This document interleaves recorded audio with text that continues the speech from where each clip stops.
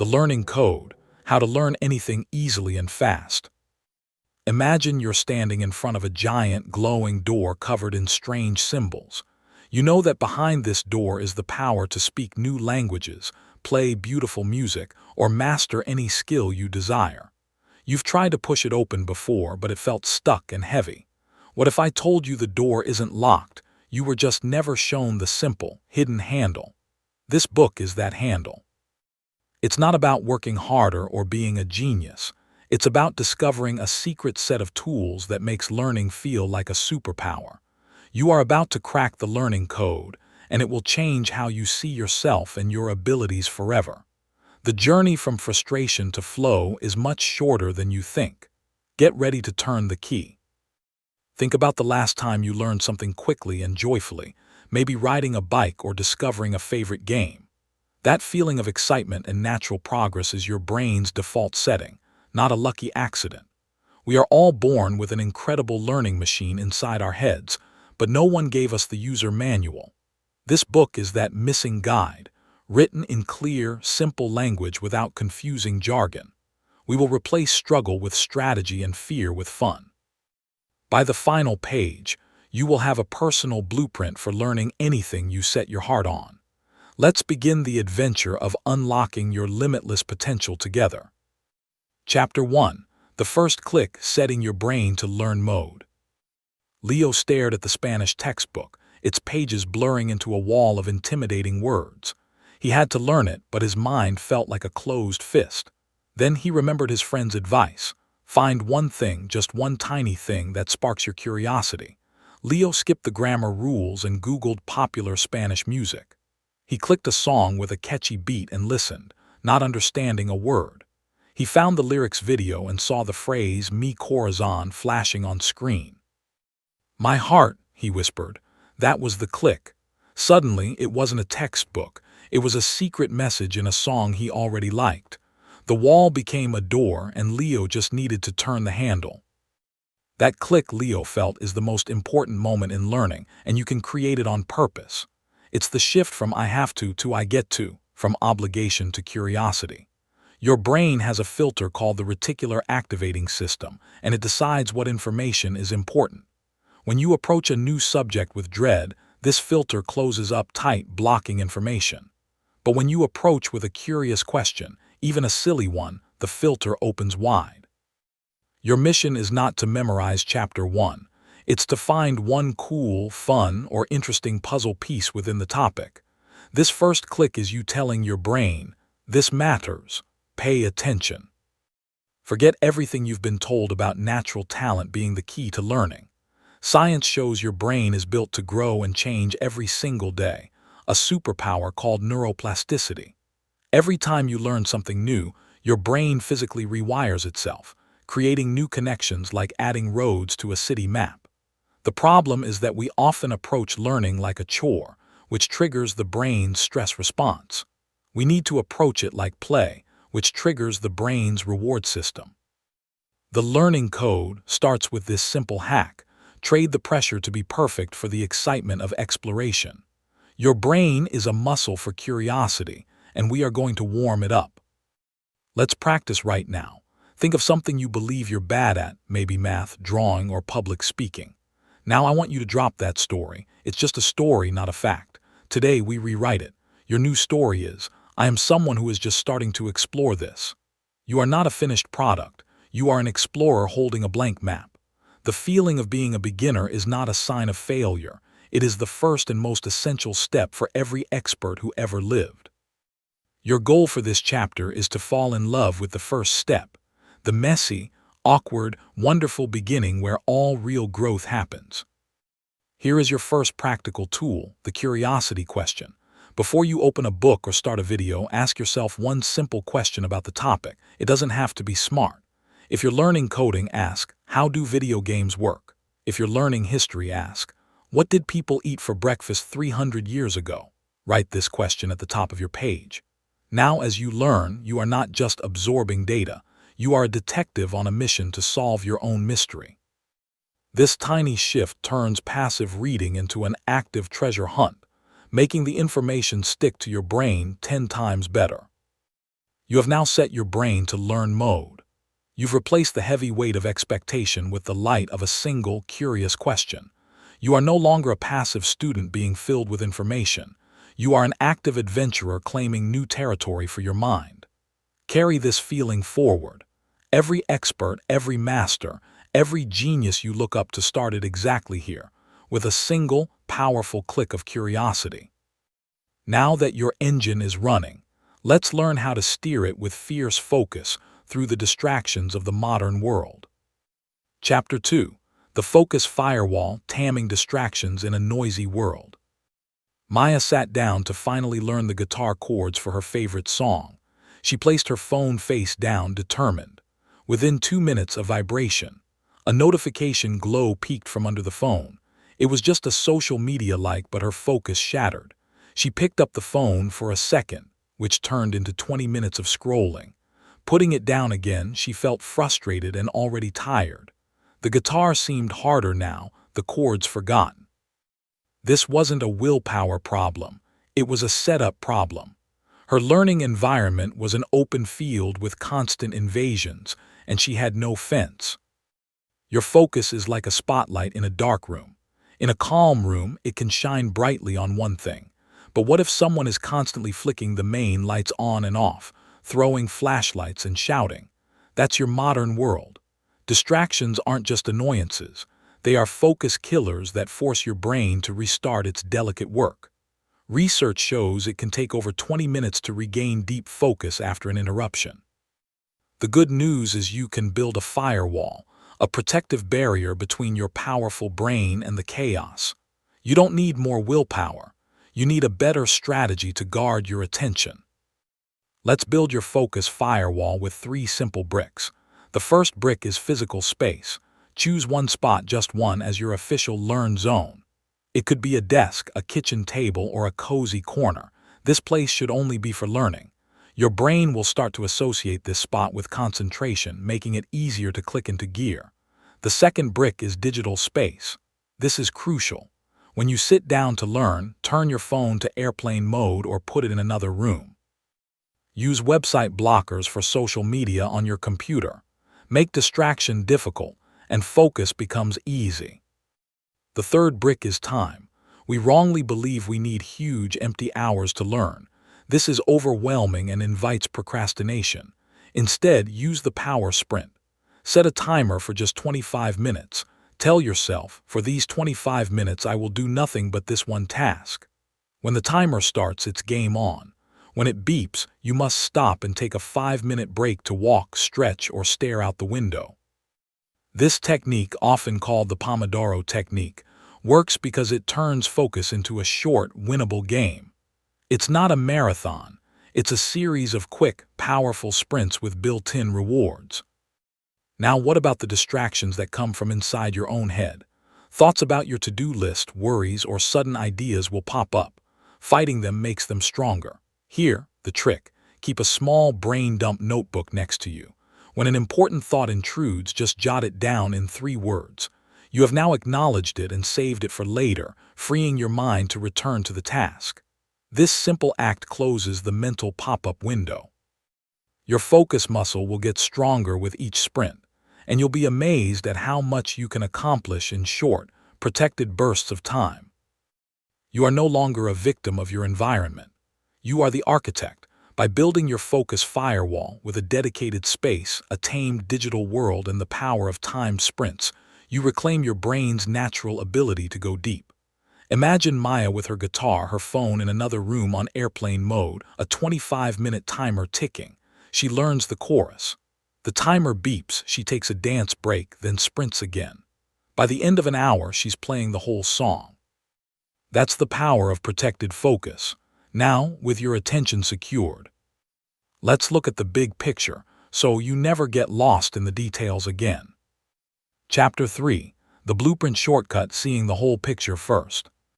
Sam was trying to assemble a complex model spaceship, but the instructions were a disaster. The manual started with Step 1. Attach tiny valve 7B to hinge bracket 3C. He had no idea what the finished ship looked like or where this tiny piece even belonged. He felt lost, frustrated, and ready to quit. Then he turned the manual over. On the back was a single, beautiful picture of the completed spaceship from all angles. Suddenly, it all made sense. He could see where the engine went, how the wings connected. That big picture turned a confusing jumble of steps into a clear path. He was no longer just connecting pieces. He was building a spaceship. Learning a new subject without a blueprint is exactly like Sam's struggle. Most teaching throws disconnected facts at you. Step 1, Term A, Rule B, without showing you the magnificent finished structure. Your brain is a master at seeing patterns and connections, but it needs the outline first. The blueprint shortcut is your secret weapon against confusion. Before you dive into the details, you must spend a little time understanding the overall landscape. What are the main parts? How do they connect? What is the final goal? This creates a mental filing system, so every new fact you learn has a clear place to go. Here, how to create your blueprint in 20 minutes or less. First, find a bird's-eye view resource. This could be a summary video, the table of contents of a book, a simple Wikipedia overview, or a documentary. Consume this with one goal: to identify the 3-5 major parts of the topic. For example, if you're learning photography, the big parts might be the camera, hardware, light and exposure, composition, and editing. Don't try to memorize details. Just draw a simple mind map. Put the main topic in the center of a page and draw branches to these big parts. Congratulations, you now have a map. Next, use the Explain It to a Child test. Look at your simple mind map. Can you explain what this topic is about using only your big categories to a 10-year-old? If you're learning personal finance, you might say, it's about how money comes in earning, how it goes out spending, how you save it for later, and how you make it grow. This forces you to simplify and see the core structure. This clarity is incredibly motivating. You are no longer staring at a dense forest of information. You are looking at a map with clear trails marked. You know where you're going. Now the magic happens. As you start learning the details, reading a chapter, watching a tutorial, connect every new piece of information back to your blueprint. Ask yourself, which big branch does this detail belong to? Is this new fact about camera hardware, or is it about composition? This act of conscious filing supercharges your memory. It also shows you what's truly important and what's just a minor detail. You'll find that learning feels faster and easier because your brain isn't struggling to organize chaos. It's neatly placing information on the right shelf in your mental library. You have just gained a learner's superpower, context. With your blueprint in hand, every study session has direction and purpose. You can navigate complex subjects without fear because you always know how the small piece fits into the grand puzzle. Like Sam with his spaceship picture, you have a vision of the finished product in your mind. This vision fuels your motivation and guides your efforts. Learning becomes a process of filling in a map you drew yourself, which is far more exciting than wandering in the dark. Now, let's learn how to take in information in a way that truly feeds your brain, not just your eyes. Chapter 4, The Digestion Method, How to Consume Information the Right Way. Leela read the history chapter 3 times. Her highlighter was almost empty, painting the page in fluorescent yellow. She closed the book, feeling the weight of studying. But when her friend asked, "So what was that chapter about?" Leela's mind went blank. The words had passed in front of her eyes, but they never entered her brain. She was a spectator, not a participant. The next day, she tried something different. She read one section with the goal of telling a short story about it. She asked questions in the margin. She sketched a silly timeline. Suddenly, the events had characters and drama. They stuck. Passive consumption is the great enemy of learning. Highlighting, rereading, and zoning out during a lecture feel like work, but they are often just performative.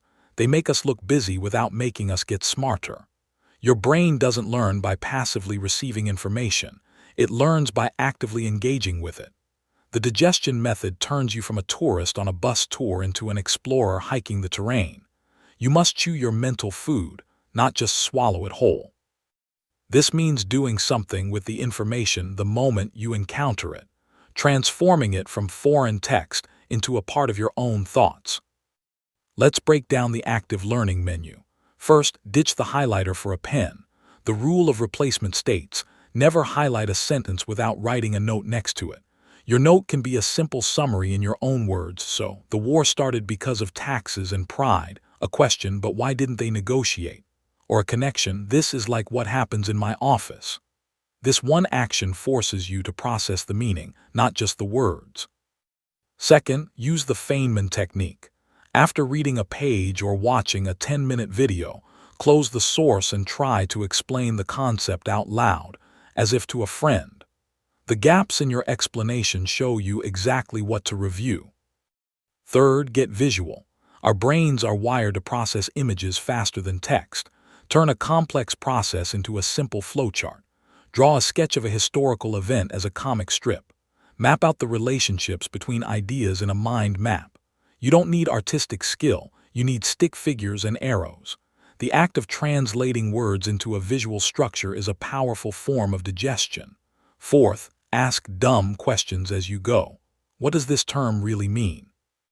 How is this used in real life? Who benefits from this idea? Questions are the engines of understanding.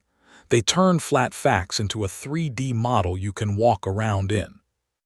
Finally, teach it immediately. Find a patient person, a pet, or even a stuffed animal, and teach them the core idea you just learned in 2 minutes.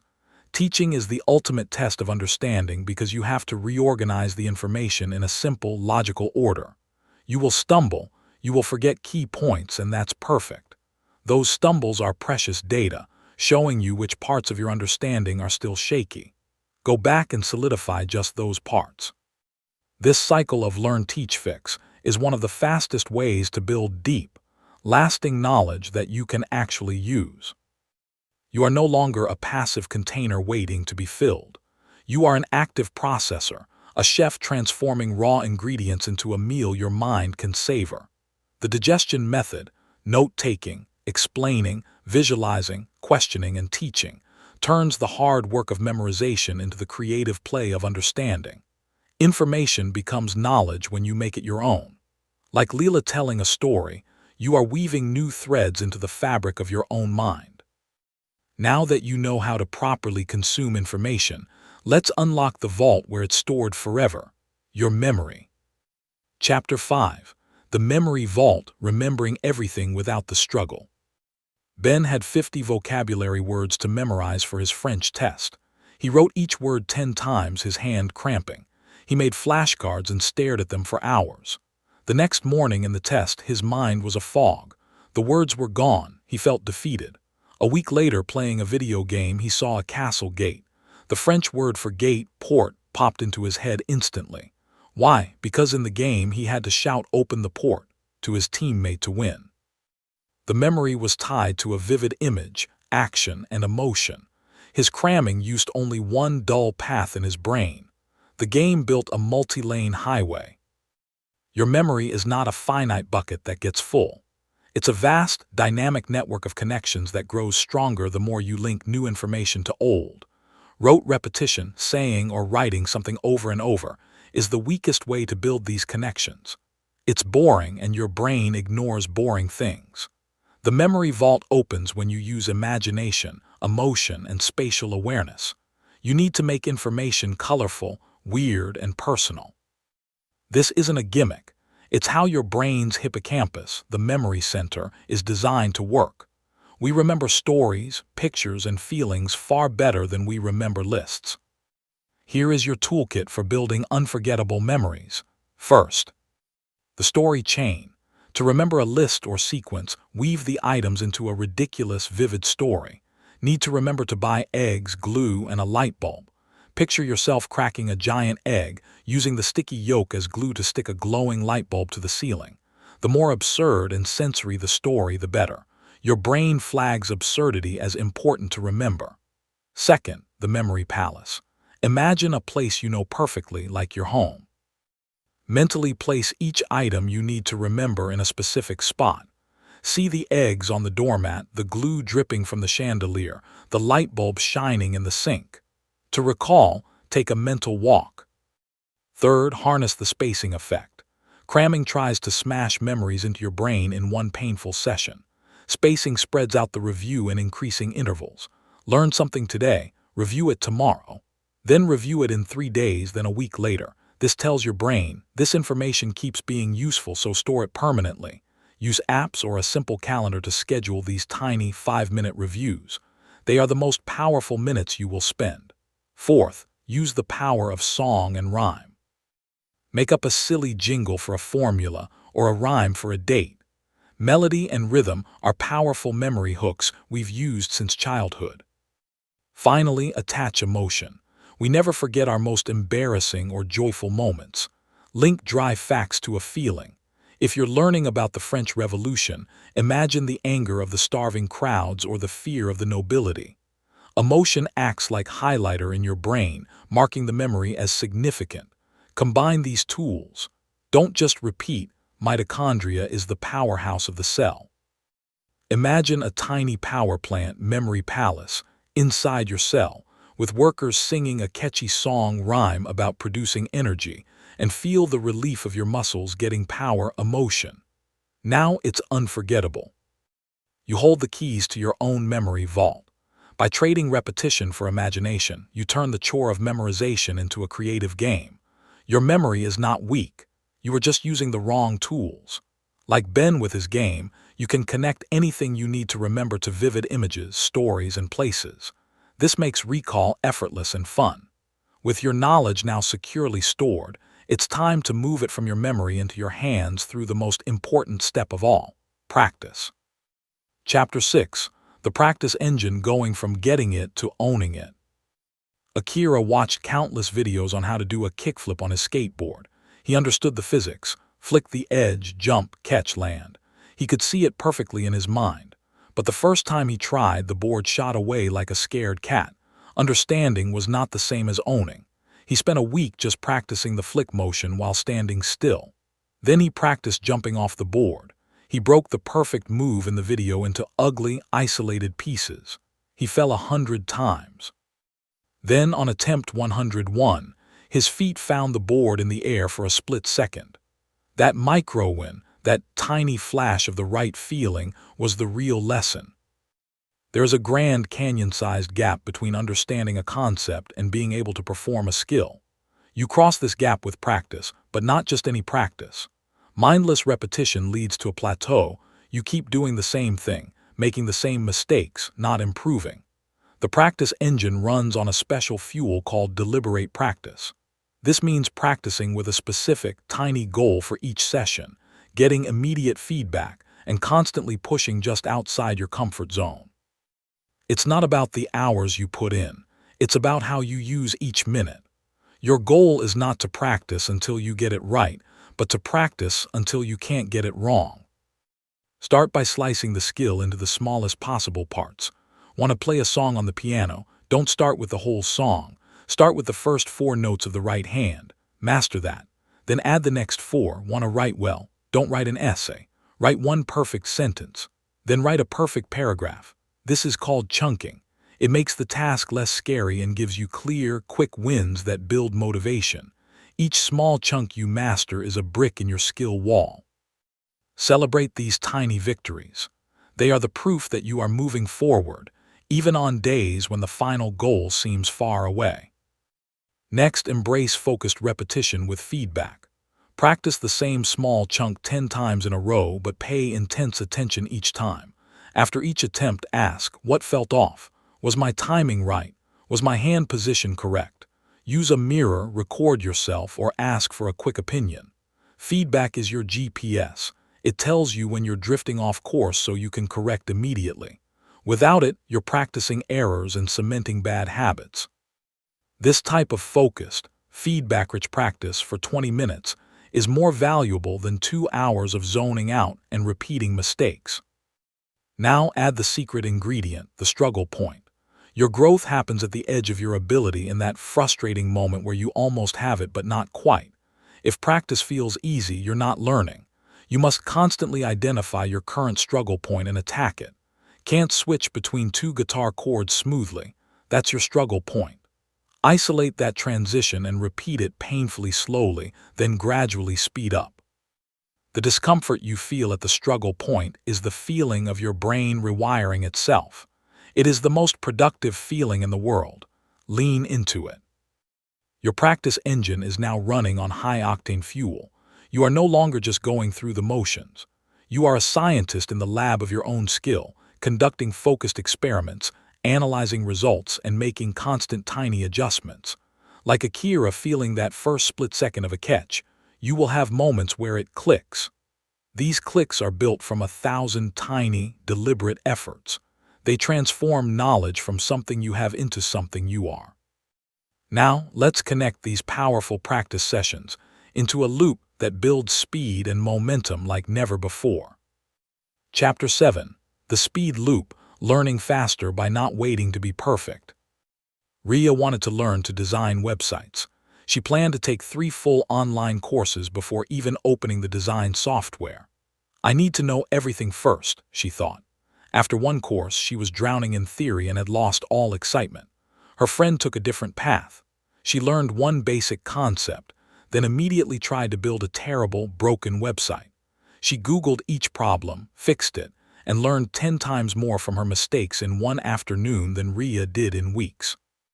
Ria was stuck in prepare forever mode. Her friend was flying in the learn-do-fix speed loop. The biggest speed bump in learning is the desire to know everything before you start doing. We wait for perfect conditions, perfect knowledge, and perfect confidence. That day never comes. The speed loop shatters this myth. It's a simple, powerful cycle. Learn a little, right arrow, do it badly, right arrow, figure out what went wrong, fix it, right arrow, learn a little more. This loop embraces failure as data, not as disaster. Each mistake is a signpost pointing directly to what you need to learn next. By getting your hands dirty immediately, you engage all your senses and emotions, which cements learning far deeper than any textbook can. To start your speed loop, you need a minimum viable practice, MVP. What is the smallest, simplest version of the skill you can attempt with just 20% of the knowledge? For coding, it's hello world. For cooking, it's scrambled eggs. For speaking a language, it's a 3-sentence self-introduction. Your first attempt will be ugly, broken, and full of holes. This is not just okay, it is perfect. The goal of the MVP is not to produce a masterpiece. The goal is to produce specific, honest feedback. Your ugly first draft is a treasure map covered in X marks that show you where the real gold, knowledge, is buried. Now enter the fix phase. When your MVP fails, and it will, don't get discouraged, get curious, become a detective.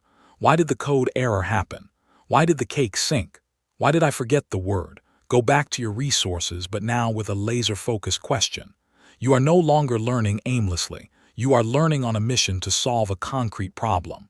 This targeted learning is incredibly efficient and memorable. The solution you find to fix your specific mistake will stick with you forever because you have a real story attached to it. The story of your struggle and triumph.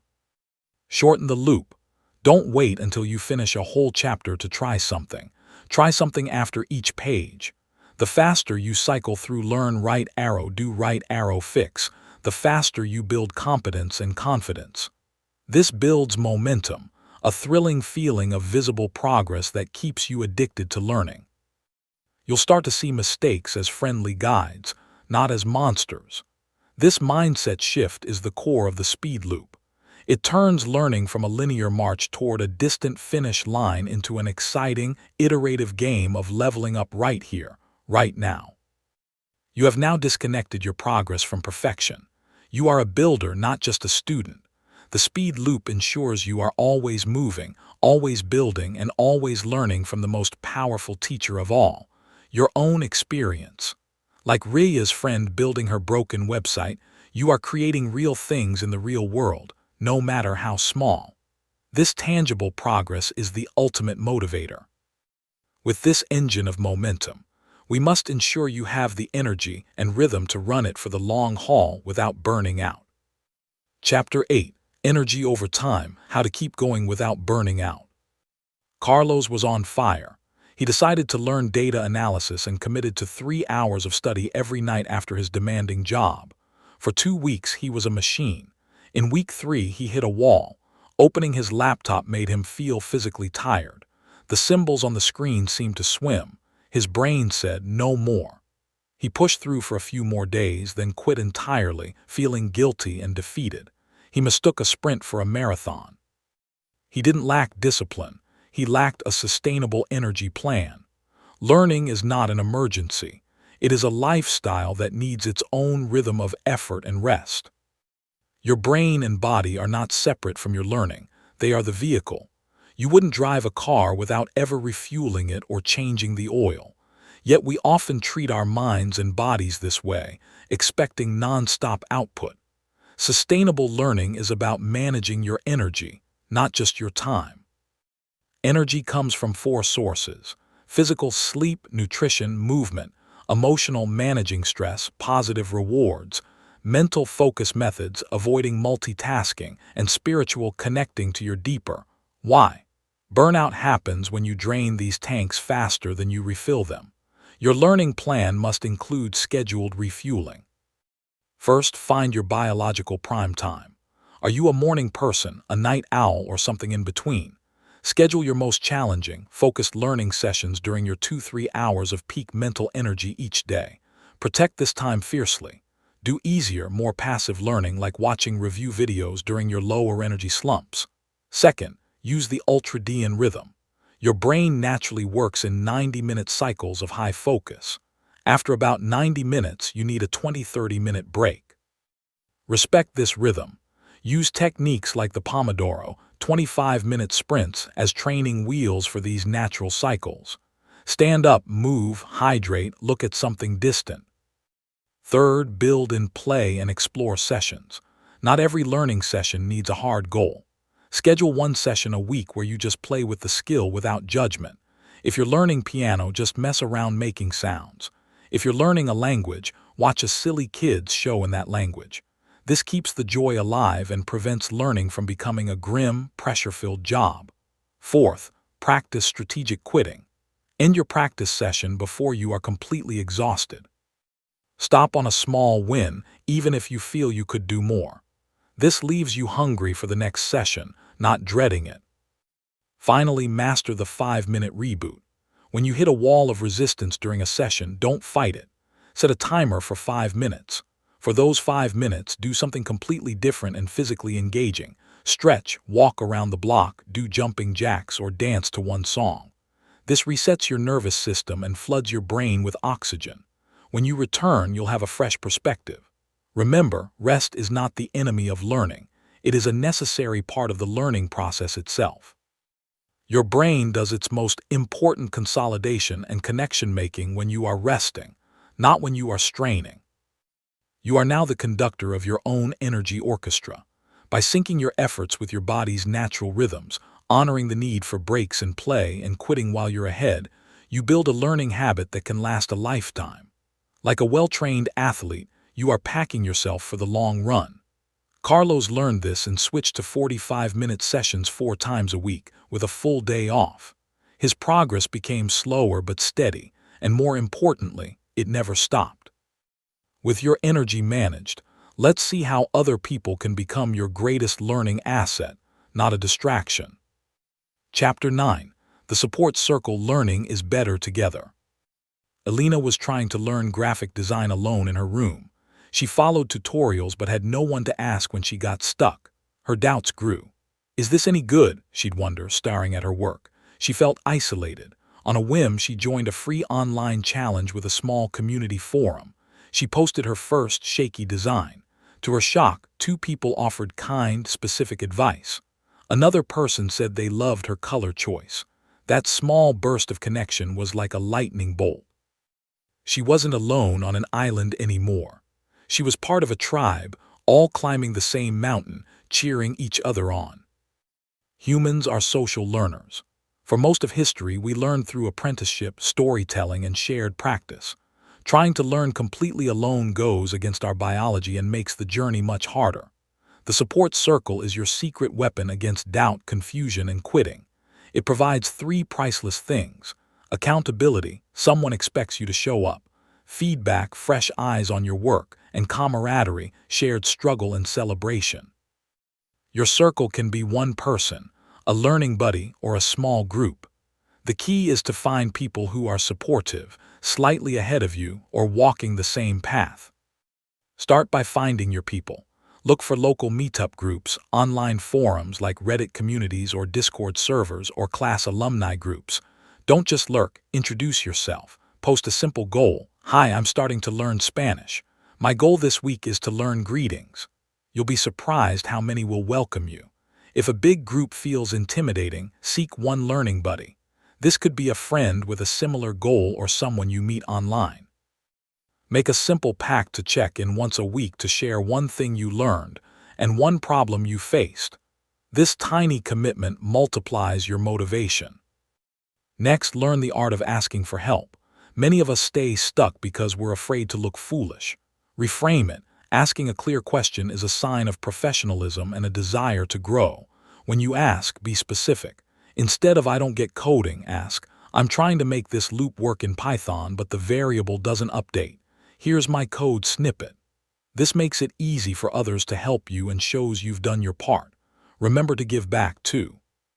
Even as a beginner, you can encourage others, share a useful resource you found, or celebrate their wins.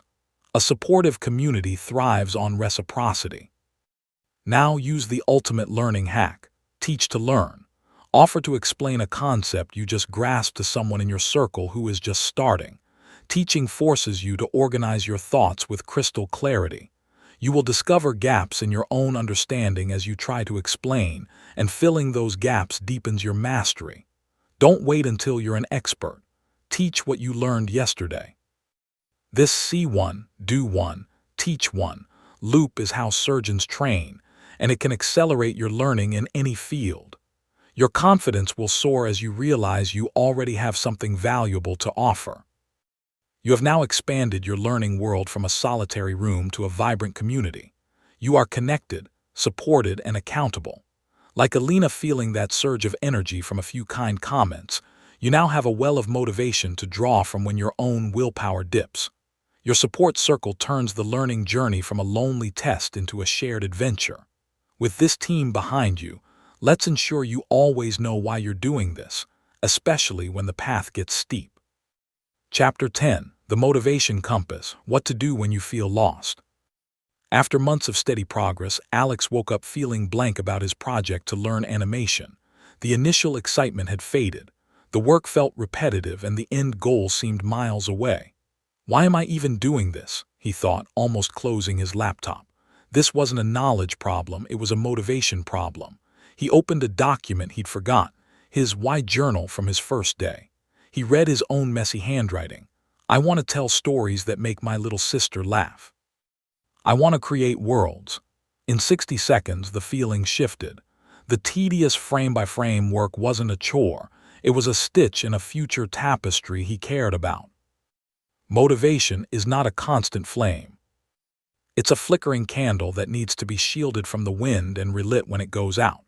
The motivation compass is your tool for finding your way back to your true north when you feel lost in the woods of practice. It has two parts: your deep why, the big, emotional, meaningful reason, and your small wins, the daily proof of progress. When you feel demotivated, it's usually because you've lost sight of one or both. Reconnecting doesn't require a huge effort. It requires a quick, honest look at your compass. First, clarify and revisit your deep why. This isn't to get a certificate or to be smart. Those are outcomes. Your deep why is the feeling you want or the person you want to become. Do you want the freedom of speaking a new language on vacation, the joy of creating music, the pride of building something with your own hands? Write your deep why on a sticky note and put it where you learn. When you feel lost, read it out loud. Close your eyes and vividly imagine the moment when you have achieved your goal. Feel the emotions. This sensory reminder floods your brain with dopamine, the motivation chemical. Second, you must engineer small wins. Motivation follows action, not the other way around. You can't wait to feel motivated to start. You must start to feel motivated. Break your session into a tiny, non-negotiable first step. I will just open the book to page 42. I will just play the first scale once. I will just write one sentence. This is the just show up rule. The act of starting, no matter how small, builds momentum. Once you've taken that first step, the next one is easier. Celebrate these micro wins. Did you open the book? That's a win. Acknowledging them trains your brain to associate learning with reward. Third, use the next best step method. Overwhelm kills motivation. When a project feels huge, ask yourself, regardless of the big goal, what is the very next physical step I need to take? Not learn guitar, but find the chord chart for this song. Not build an app, but write the code for the login button. Focus only on that next step. Complete it, then ask the question again. This keeps you moving forward without the paralyzing weight of the entire journey. You are no longer climbing a mountain. You are simply finding the next foothold, one at a time. Your motivation compass is now calibrated. You have a deep emotional anchor to pull you forward and a system of tiny, actionable steps to keep you moving. Motivation will ebb and flow, but you are no longer at its mercy. Like Alex rereading his why, you have a reliable tool to reignite your drive in moments of doubt. You are the pilot and the compass is on your dashboard. Now, let's apply all your tools to the subjects that scare people the most, the ones labeled hard. Chapter 11. Cracking the Code on Hard Subjects. Physics, the word alone made Jin's stomach clench. It was a subject for math people, not for him. He saw equations as a wall of hieroglyphics. His professor started the first lecture not with a formula but with a story. Imagine you're an astronaut floating, she said. You push off the wall of your spaceship. Why do you zoom away? And why does the ship move the other way just a tiny bit? She was talking about Newton's third law, but she called it the push-pull rule of the universe. She used the words you and imagine. Suddenly, it wasn't about abstract symbols. It was about being in space. The wall had a door. Hard subjects are often just subjects that have been taught in a hard way, abstract, jargon-heavy, and disconnected from human experience. Your brain struggles with pure abstraction but excels at concrete stories and metaphors.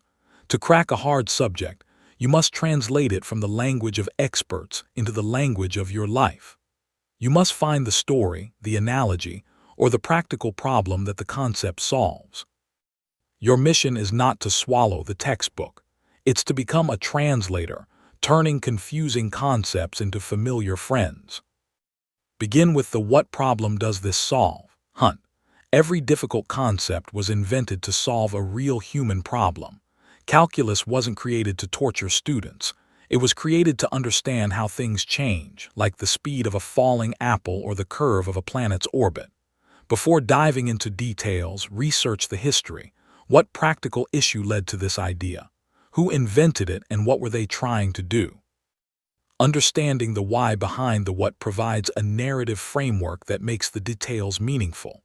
You're learning a solution to a puzzle, not a random fact. Next, build your analogy library. Analogies are your best friend. Is an electrical circuit confusing? Think of it like a water pipe system. Voltage is water pressure, current is the flow rate, and resistance is a narrow section of pipe. Is a chemical reaction abstract? Think of it as a dance where atoms swap partners. Your analogies don't have to be scientifically perfect. They just have to work for your brain. Draw these analogies, make them silly. The act of creating a personal analogy is a deep form of understanding that cuts through jargon like a hot knife through butter. Then use the concrete first rule. Find the most tangible, real-world example of the concept. If you're learning about economic inflation, don't start with the definition. Look at the price of a candy bar from 1950 versus today. If you're learning about algorithms, don't start with pseudocode. Watch a video of a robot sorting packages in a warehouse.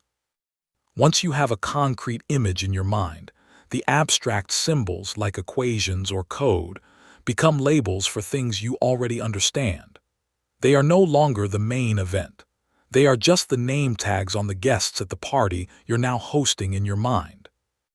You have demystified the hard subject. You've pulled it down from its intimidating pedestal and found the human story, the useful problem, and the relatable analogy at its heart. Like Jin imagining himself as an astronaut, you have placed yourself inside the concept. It is no longer outside of you, judging you. It is a tool, a story, a perspective that you can now explore with curiosity instead of fear. Now, let's look at how to combine simple skills into complex, impressive abilities that are uniquely yours. Chapter 12. The Skill Stacker, Combining Simple Skills into Amazing Talents. Everyone thought Matteo was a natural guitarist. At parties, he could hear a song and play it almost instantly. His secret wasn't magic ears or super fast fingers, it was his stack. He hadn't just learned guitar. He had separately learned 4 simple skills. 1. A handful of basic chord shapes. 2. A strumming pattern. 3. How to find the root note of a melody by humming. And 4. The basic structure of pop songs: verse, chorus, bridge. Alone, each skill was modest. But he had learned to stack them together like Lego blocks. When a new song played, he'd find the key: skill 3, apply chords, skill 1, add rhythm, skill 2, and follow the common structure, skill 4. What looked like one complex talent was a simple combination. We often look at impressive people and think they have one mysterious monolithic talent. In reality, most amazing abilities are skill stacks, unique combinations of smaller, learnable skills. You don't have to be the world's best at any one thing. You can become uniquely valuable and capable by becoming good, not perfect, at a few complementary things and combining them. This is the skill stacker philosophy. It lowers the pressure and opens up a world of creative possibility. Your goal is to build your own personal stack, a toolkit of skills that work together to help you solve problems and create things no one else can. Start by identifying your core interest and the skills that orbit it. Let's say your interest is creating an online blog. The orbiting skills aren't just writing. They are clear writing, basic web design, simple graphic creation for images, understanding SEO, search engine basics, and social media sharing. See how each is a separate, learnable skill. You don't need a degree in any of them. You need the good enough level to make them work together. Make a list of 3-5 skills that, when combined, would let you do the thing you want to do. This is your initial stack blueprint. Now learn them in parallel, not in sequence. Instead of trying to master writing before you touch design, learn the basics of each in your weekly cycles. Monday, work on a writing lesson. Tuesday, play with a design tool. Wednesday, learn one SEO tip. This keeps things fresh and exciting. More importantly, it lets you start combining them immediately. After 1 week, you can write a short post, create a simple graphic for it, and publish it using your basic web knowledge. Your first creation will be humble, but it will be a complete product of your stack. This is incredibly motivating. Look for synergy points, where 2 skills meet to create something greater. For example, your writing skill and your SEO knowledge meet when you learn to choose good headline keywords. Your design skill and your social media knowledge meet when you create a shareable image quote from your writing.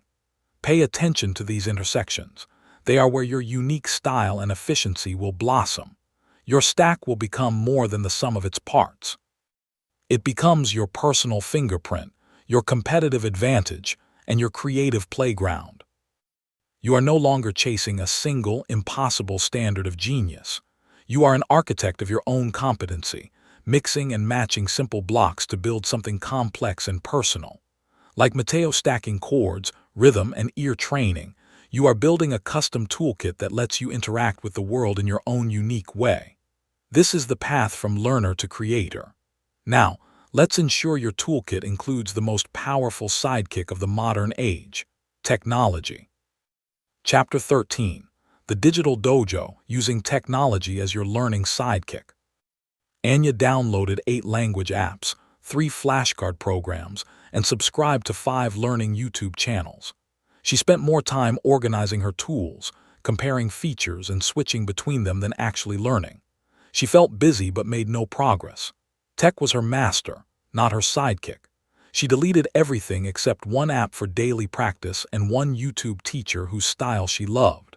She scheduled 20 minutes with the app and 10 minutes with a video each day. Suddenly, the tech served her clear, simple plan instead of drowning her in options. The noise stopped, and her learning began. Technology promises learning heaven but often delivers distraction hell. The digital dojo is a mindset, Technology must be a servant, not a sovereign. Your tools should reduce friction, not create more choices. A dojo is a focused space for practice. Your digital space must be the same. This means being ruthlessly selective. You don't need every tool. You need the right tools for your specific phase and learning style. The goal is to create a clean, minimal, and powerful digital environment that supports your focus and practice, rather than fracturing it. First, conduct a digital audit. List every app, website, channel, and tool you use for learning. Ask for each one. Does this actively help me practice or create? Or does it only help me consume passively? Does it have a clear purpose in my weekly plan? Any tool that is for passive consumption, like endless tutorial videos, should be strictly time-limited. Keep only 1-2 core active practice tools, like a language app with speaking, a coding platform where you write code, and 1-2 sources of instruction that you truly connect with. Unsubscribe, delete, and hide the rest. Less is more. Second, master the art of the focus search. When you need to learn something specific, don't just wander onto YouTube. Use precise search terms. Instead of how to draw, search how to draw a face proportion for beginners. Bookmark the one best resource you find and close the search tab. The internet is a library. Don't try to read all the books at once. Go in with a specific question, get a specific answer, and get out. Use browser extensions that block recommended videos and infinite scroll to prevent the clickhole trap that steals hours. Third, leverage tech for feedback and connection. Use tools that give you instant feedback, language apps that check pronunciation, coding platforms that run your code and show errors, or apps that quiz you with spaced repetition. Join one focused online community, as discussed in Chapter 9, and make it part of your plan, not an endless scroll. Schedule time for it. Finally, use technology to track your progress. A simple habit tracking app or a calendar where you mark an X for each day you complete your session can provide a powerful visual chain of success that motivates you to keep going. Your digital dojo is now a sacred, streamlined space. You have cleared the digital clutter and armed yourself with a few sharp, purposeful tools. Like Anya finding peace with 2 resources, you have turned the overwhelming digital ocean into a calm, deep well from which you can draw exactly what you need. Technology is now in its proper place, a powerful sidekick that amplifies your efforts, not a distracting boss that demands your attention. Now, let's tackle a reality for many learners: the need to prove what you know under pressure. Chapter 14. The Test-Taking Toolkit, Showing What You Know Under Pressure. The night before her big biology final, Sasha's room was a fortress of highlighted textbooks and frantic note reviews.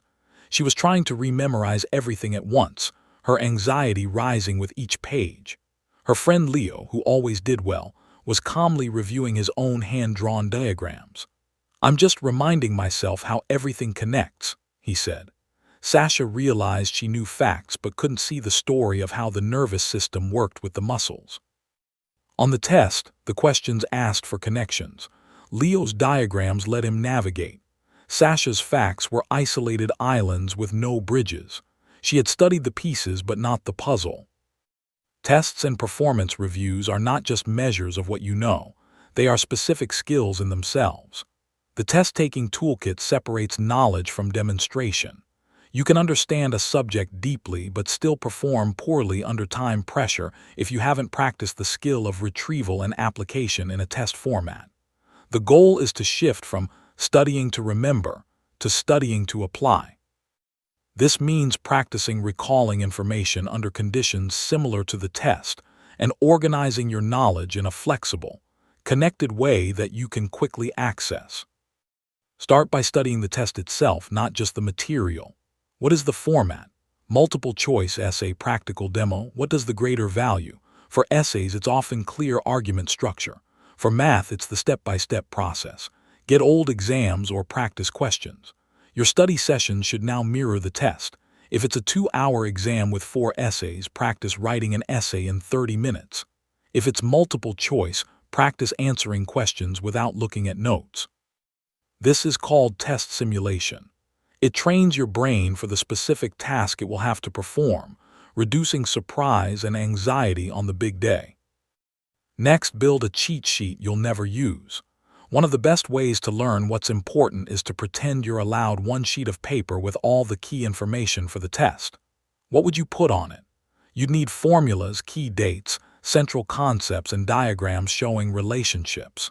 The act of creating this sheet, deciding what's crucial, organizing it spatially, writing it clearly, is a profound review. By the time you finish, you often don't even need the sheet because the process of creating it has burned the information into your brain in an organized way. Manage your state on test day. Anxiety is normal, it's your body's energy. Harness it.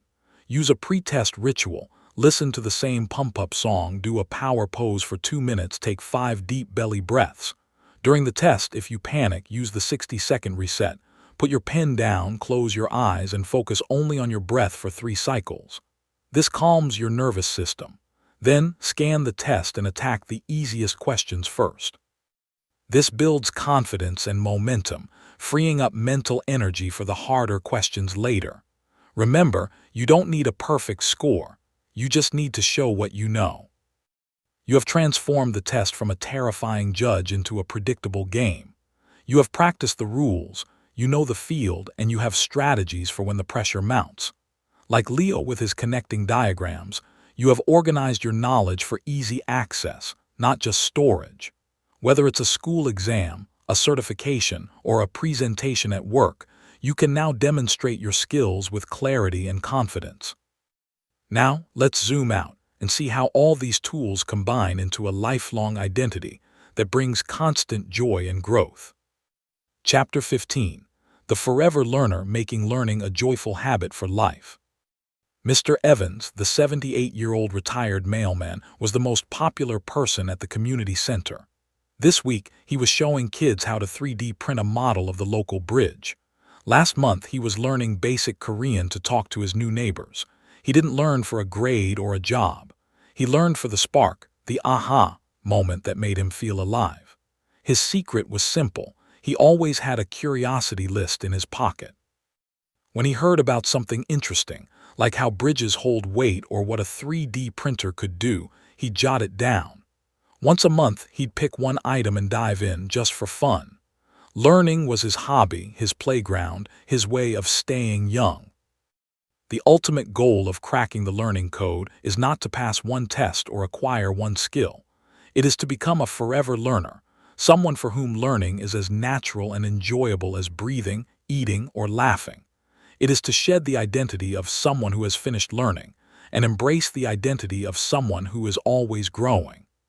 This shift turns life itself into an endless, exciting adventure. You are never bored, never stuck, and never obsolete because you carry with you the tools and the mindset to understand and interact with anything that catches your fancy. This is the real superpower. To cultivate this, you must weave learning into the fabric of your daily life, not as a separate project. Use the habit of microlearning. Spend 10 minutes a day exploring something from your curiosity list. Listen to a podcast on a new topic while cooking. Watch a short documentary instead of a TV show. Read a Wikipedia article about a random historical event. The content doesn't matter as much as the consistent practice of following your curiosity. This keeps your learning muscles warm and your mind open. It makes the act of learning a low-stakes, high-reward part of your routine. Create your own curiosity list. Keep a note on your phone or a small notebook. Whenever you hear a question you don't know the answer to, why is the sky blue? Or encounter something cool you don't understand, how do noise-canceling headphones work? Write it down. This list is a map of your future adventures. It reminds you that the world is full of wonders waiting to be understood. Periodically, pick one item and give yourself a learning hour to explore it online, at the library, or by asking an expert. There is no goal, no test, just the joy of discovery. Finally, pass it on. Share your discoveries with others. Teach a child a fun fact. Explain a cool concept to a friend over coffee. Write a short social media post about what you learned. Teaching consolidates your learning and, more importantly, it inspires others. You become a node in a network of curiosity, sparking the same joy in people around you. This creates a beautiful cycle. You learn, you share, you inspire others to learn, and their enthusiasm re-energizes you. Your learning journey becomes a gift that keeps on giving to yourself and to your community. You are now a forever learner. You have the code. You have the tools. You have the mindset. You see challenges as puzzles, mistakes as data, and the unknown as an invitation. Like Mr. Evans with his ever-present curiosity list, you carry a sense of wonder with you everywhere. Learning is no longer a phase of life. It is the way you live your life. With this identity, you are unstoppable, adaptable, and endlessly fascinated by the world. This is the final and most important chapter of your story, and it has no end. Conclusion: you have the keys. Look at how far you've come. You started standing before a locked door, unsure if you could ever open it. Now you're not just on the other side, you're holding the master keychain, understanding how every lock works. You've set your brain to learn mode, built a focus firewall, and drawn your blueprints. You've learned to digest information, build a memory vault, and run your practice engine. You've cycled through the speed loop, managed your energy, and found your support circle. You've used your motivation compass, cracked hard subjects, built your skill stack, optimized your digital dojo, and aced your tests. Most importantly, you've adopted the identity of a forever learner. This is your personal learning code. It is unique to you, built by you, and ready for anything. The adventure doesn't end here, it just begins. Every new skill you want, every subject that piques your interest, every problem you need to solve is now an opportunity to apply your code. Remember, the goal was never just to learn something. It was to become someone who can learn anything. Trust the process you've built. Be patient with yourself, celebrate the tiny wins, and never lose that spark of curiosity. The world is an incredible, complex, beautiful place, and you now have the tools to understand it, engage with it, and contribute to it. Go out there and build something amazing with your mind. Your next aha moment is waiting.